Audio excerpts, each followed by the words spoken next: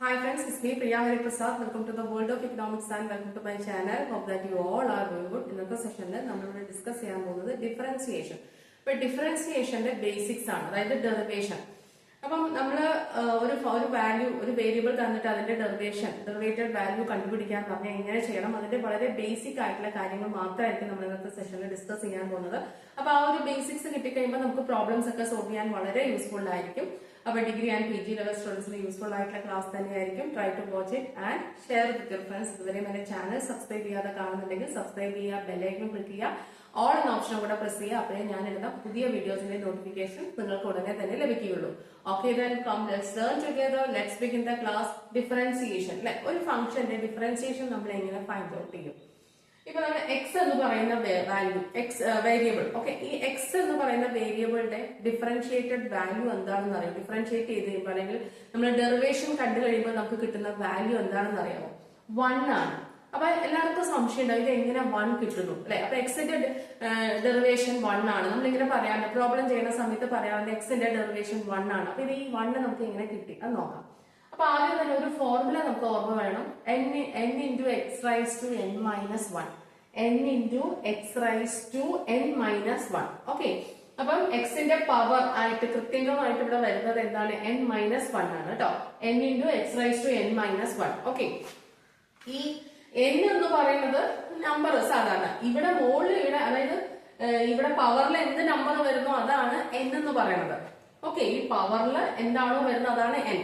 ഇപ്പൊ എക്സിന്റെ ഡെറിവേഷൻ ഞാൻ 1 ആണെന്ന് പറഞ്ഞു. എക്സ് എന്ന് പറഞ്ഞാൽ എന്താണ് അർത്ഥം? എക്സ് റൈസ് ടു 1, അല്ലെ? എക്സ് എന്ന് പറഞ്ഞാൽ എന്താണ്? എക്സ് റൈസ് ടു 1 ഉണ്ടെന്ന് അർത്ഥം. അപ്പൊ ഇവിടെ എക്സിന്റെ പവർ എന്താണ്? 1 ആണ്, അല്ലെ? എക്സിന്റെ കൃത്യകം എന്താണ്? ഇവിടെ 1 ആണ്. ഓക്കെ, അപ്പം 1. അപ്പൊ നമ്മൾ എന്ത് ചെയ്യണം? n into x raised to n minus 1 power അല്ലേ? അപ്പൊ ആദ്യം നമ്മൾ എന്താ എഴുതേണ്ടത്? n ആണ് എഴുതേണ്ടത്. n ഇവിടെ എത്രയാ? 1 ആണ്. അപ്പൊ derivation കാണുവാണ് 1 into x raised to n minus 1. n ഇവിടെ എന്ത് തന്നെയാണ്? 1 തന്നെയാണ്. അതായത് x raised to n, ന്റെ പ്ലേസിൽ ഇവിടെ 1 ആണ് ഉള്ളത്. അപ്പം n into x raised to n minus 1 എന്ന് പറയുന്ന സമയത്ത് 1 into x raised to 1 minus 1 അല്ലേ വരിക? ഓക്കെ, ഇനി 1 into x എന്ത് തന്നെയാണ്? x തന്നെയാണ്. ഓക്കെ, ഇനി 1 minus 1 എന്താണ്? 0 ആണ്. അപ്പൊ x raised to 0 വരും. നമുക്ക് എന്താ വരിക? x raised to 0. അപ്പൊ x raised to 0 പറഞ്ഞാൽ എന്താ അതിന്റെ വാല്യൂ? 1 ആണ്. അതായത് നമ്മള് എക്സ്പോണൻസ് ഉണ്ടല്ലോ, അതില് ലോ ഓഫ് ഇൻഡൈസസ് അല്ലെങ്കിൽ എക്സ്പോണൻസിൽ നമുക്ക് അറിയാം x റൈസ് ടു 0 പറഞ്ഞാലും 1 ആണ്, 1 റൈസ് ടു 0 പറഞ്ഞാലും 1 ആണ്, ഇപ്പൊ a റൈസ് ടു 0 പറഞ്ഞാലും 1 ആണ്, 100 റൈസ് ടു 0 പറഞ്ഞാലും 1 ആണ്. ഏതൊരു വേരിയബിളോ ഒരു നമ്പറോ അതിന്റെ പവർ 0 ആയിട്ട് വന്നു കഴിഞ്ഞാൽ നമുക്ക് ആൻസർ ഈക്വൽ ടു എന്താ കിട്ടുക? 1 ആണ് കിട്ടുക. മനസ്സിലായില്ലേ?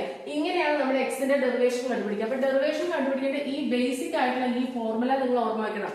n into x raised to n minus 1.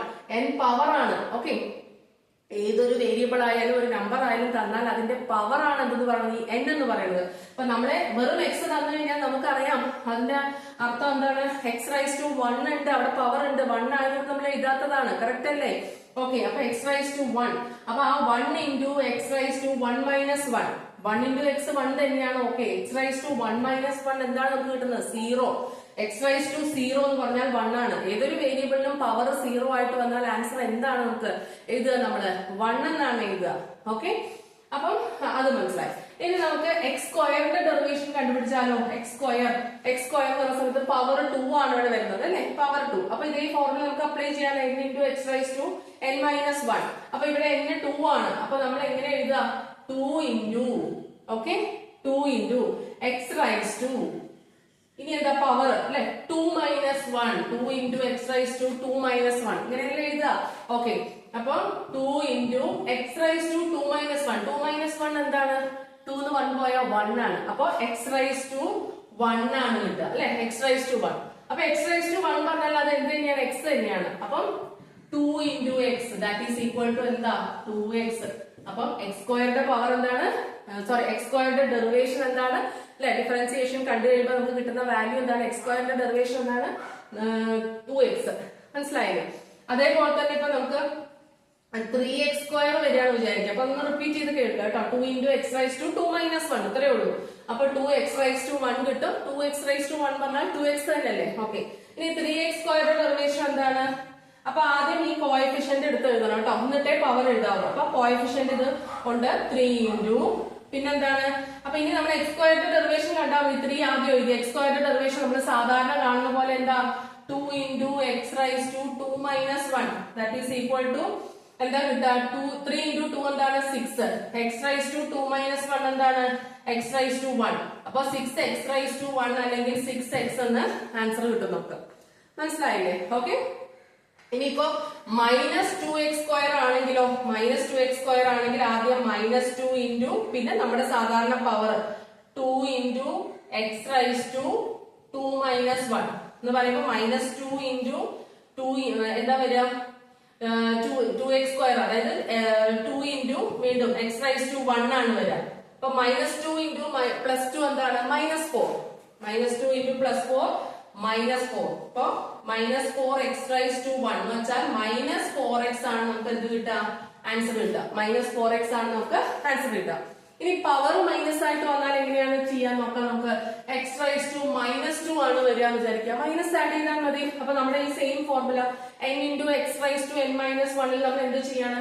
-2 into x raised to -2 minus 1 അല്ലെ. പവർ ഇവിടെ n മാത്രം എന്തായി? നെഗറ്റീവായി. അപ്പൊ നമ്മൾ അതേപടി ആ സൈൻ ഇട്ട് കൊടുക്കുക. അപ്പൊ എന്താ വരിക? -2 into x raised to -2 minus 1. Okay, ഈ -2 ഇവിടെ നിൽക്കട്ടെ. into x raised to -2 minus 1.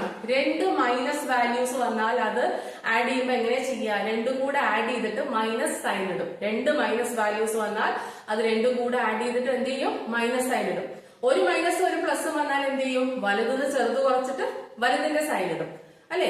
ഒരു പ്ലസും ഒരു മൈനസും രണ്ട് നമ്പേഴ്സും ഡിഫറെന്റ് ആയിട്ട് വന്നു കഴിഞ്ഞാൽ എന്ത് ചെയ്യും? വലുതിന് ചെറുത് കുറച്ചിട്ട് വലുതിന്റെ നമ്പർ ഇടും. കറക്റ്റ് അല്ലേ?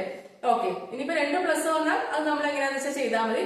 രണ്ട് മൈനസ് വരുമ്പോൾ രണ്ടും കൂടെ ആഡ് ചെയ്തിട്ട് മൈനസ് സൈൻ ഇടാം.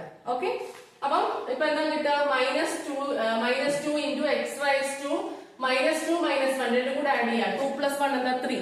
-2 -1 ആയതുകൊണ്ട് -3 ആണ് നമുക്ക് കിട്ടുക. എന്താ കിട്ടുക? -3. അപ്പൊ നമുക്ക് -2 x raised to -3 -2 x raised to -3 എന്നായിരിക്കും ആൻസർ കിട്ടുക. കറക്റ്റ് അല്ലേ? -2 x raised to -3 എന്നാണ് ആൻസർ കിട്ടുക. ഓക്കെ, അപ്പം സാധാരണ നമുക്ക് ഈ പ്രോബ്ലം, വലിയ പ്രോബ്ലംസിനൊക്കെ ആവശ്യമായിട്ട് വരുന്ന ഈ x² അങ്ങനെയുള്ള ചെറിയ ചെറിയ ടേംസിന്റെ ഡെറിവേഷൻ മാത്രമാണ് നമ്മൾ ഇന്നത്തെ സെഷനിൽ ഡിസ്കസ് ചെയ്തത്. ഇൻ കേസ് നിങ്ങൾക്ക് കൂടുതൽ ആവശ്യമെങ്കിൽ കമന്റ് ചെയ്യുക, നമുക്ക് ചെയ്യാവുന്നതാണ്. അപ്പം ഈ ഒരു ഫോർമുല ഓർമ്മ വയ്ക്കുക. പവർ അതേപടി നമ്മൾ എഴുതി. പവർ n എന്ന് പറഞ്ഞാൽ പവർ ആണ്. പവർ ആദ്യം എഴുതുക, പിന്നെ x എഴുതുക. x എന്ന് പറഞ്ഞാൽ ഏതാണോ വേരിയബിൾ അങ്ങനെ. ഓക്കെ, ആ ഏത് വേരിയബിൾ ആണോ അത്. അപ്പം എന്നിട്ട് x എഴുതുക, പിന്നെ n-1. പവർ 1 കൊണ്ടാണ് എപ്പോഴും മൈനസ് ചെയ്യുക. ഇവിടെ മൈനസ് ആണോ പ്ലസ് ആണോ അതിനനുസരിച്ച് നമ്മൾ ഇവിടെ ചെയ്ത പോലെ അതിൽ സൈനിലും കാര്യങ്ങളിലും മാറ്റം വരുന്നുള്ളത് മാത്രം ശ്രദ്ധിക്കുക. നമ്മുടെ ക്ലാസ് യൂസ്ഫുൾ ആയിരിക്കുന്നു വിശ്വസിക്കുന്നു. മാക്സിമം നിങ്ങളുടെ ഫ്രണ്ട്സിനെല്ലാം ഷെയർ ചെയ്യാം. Your support is my strength. വീണ്ടും ഇതേപോലെ വേറൊരു ക്ലാസ്സിൽ നമുക്ക് കാണാം. Thank you, thanks a lot, take care, by.